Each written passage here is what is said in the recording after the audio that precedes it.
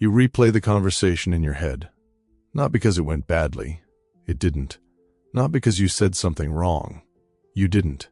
But because you need to understand what it meant, what they thought, what they felt, whether the silence after your joke was comfortable or awkward, whether your tone came across the way you intended, whether you should have said less or said more or said nothing at all. You analyze the pauses, the word choices, the energy shifts. You rewind and replay, looking for clues you might have missed in real time. And the strange part is, the conversation itself was fine, simple even. It's only afterward, in the quiet, that it becomes something you need to solve. This isn't overthinking. Not really. It's your brain doing exactly what it was trained to do. Protect you from invisible threats by making sense of what you can't control. And before we go further, let me say this clearly: you are not broken. You are not too sensitive. You are not doing this wrong. What looks like mental exhaustion is actually mental vigilance. Your brain is working overtime, not because it's malfunctioning, but because it learned early that understanding people, reading between the lines, anticipating reactions, managing perception, kept you safe. And even now, when the stakes are lower, that system is running because it doesn't know how to turn off. So why does this happen? Why do simple conversations linger long after they end? Because your nervous system never learned that the interaction was over. When you were younger, conversations didn't just end when the words stopped. They continued in how someone acted toward you afterward, in whether they seemed distant the next day, in whether you were included or forgotten. So your brain learned to treat every conversation as unfinished business, something that needed to be monitored, decoded, understood before you could relax. The dialogue might have ended, but the interpretation phase? That was just beginning. And even now, as an adult, that same system fires up after ordinary exchanges because it still believes there's more to figure out. That somewhere in the replay, you'll find the answer that makes you feel safe. This often starts in environments where emotional feedback was inconsistent, where a parent's mood could shift without warning, where a friend's affection felt conditional, where you learned that people didn't always mean what they said, and silence could mean a dozen different things depending on the day. So you became fluent in subtext. You learned to read tone, track patterns, notice what wasn't being said. And that skill kept you connected, kept you loved, kept you from making mistakes that might push people away. But it also made every conversation feel like a test you had to pass retroactively. Because if you didn't catch the meaning in real time, you could catch it later. In the mental replay, in the analysis, in the careful reconstruction of what just happened. It's also about control, or more specifically, the illusion of it. Because here's what the replaying actually does. It convinces your brain that if you can just understand the conversation fully, you can prevent future discomfort. If you can decode what they really meant, you'll know how to respond better next time. If you can figure out where the energy shifted, you can avoid that same shift tomorrow. The overthinking isn't random. It's your mind, trying to reverse engineer certainty in a world where people are unpredictable. And the exhausting part is that it almost works. You do learn patterns. You do get better at reading people. But the cost is that you never get to just be in a conversation without mentally footnoting it afterward. But here's the part nobody tells you. This behavior intensifies when you feel like you don't fully belong. When you're in a new job, a new relationship, a new social circle, anywhere you haven't yet earned the security of knowing you're accepted, your brain goes into hypervigilance mode. It starts treating every interaction as a referendum on whether you're doing it right. And because you don't have enough data yet to know what right looks like in this context, you compensate by analyzing everything. You replay the conversation because you're trying to learn the rules of a game you don't yet understand.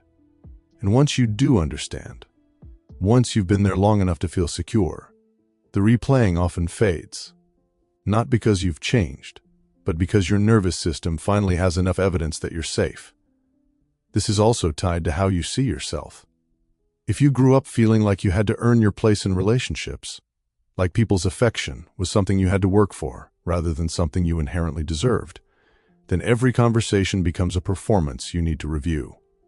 Because deep down, you're not just replaying what was said, you're checking whether you were enough, whether you were interesting, likable, appropriate, correct. whether you proved your worth in those few minutes of dialogue. And that's not vanity. That's survival logic from a younger version of you who believed that being loved required being perfect. So even now, after a perfectly normal conversation, some part of you is still grading your performance, still looking for evidence of whether you passed or failed an exam no one else knew was happening. And this is where it gets interesting. The behavior changes as you age, but it doesn't disappear. In your 20s, you might replay conversations to figure out if people like you. In your 30s, you replay them to figure out if you said the wrong thing professionally. In your 40s, you replay them to check if you're still relevant, still connected, still understood. The content shifts, but the underlying need stays the same. Your brain wants to close the loop. It wants to know that the interaction is truly over, that you're safe, that nothing is unresolved.